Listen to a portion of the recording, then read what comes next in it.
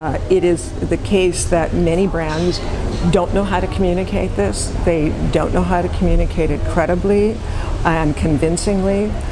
Even when they are doing substantial programs, whether it's around the environment or whether it's around corporate social responsibility or any of these things.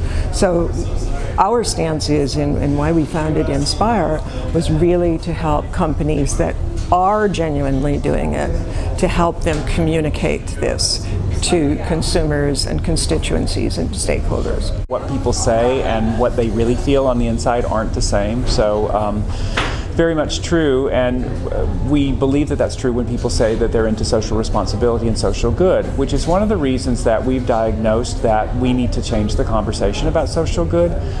Instead of putting people in the position where we want to reform them and try to preach at them and get them to do social good, sort of in some ways against their will, that what we need to do is to empower them and give them easy solutions that fit into how they live.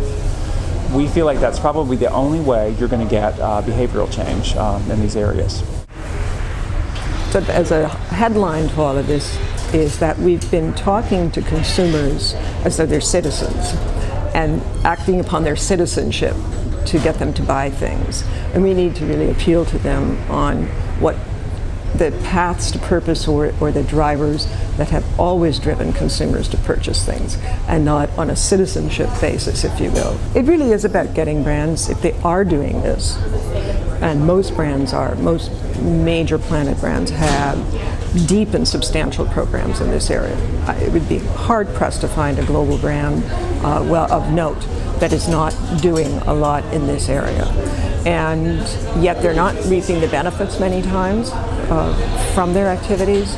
And so it is really the job of communications companies to help work with them to help them express this. And if you're not doing it, then you don't need anybody to communicate this. But I would say that there are very few companies that are not doing this at this point in time. So you present.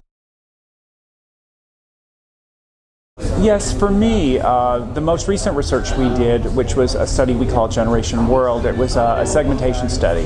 We're looking for to see if there was a new vanguard of consumers out there with regard to sort of all things social good, and we discovered that there was. And I guess the outstanding data point was that we discovered that there was a group who's very societally concerned, or at least they say they're ecologically concerned, but that they also are very stylish and they really love to shop, and that they see brands and their shopping purchases as a way to be eco-friendly and sustainable. And in fact, I think for them, it's an easy solution.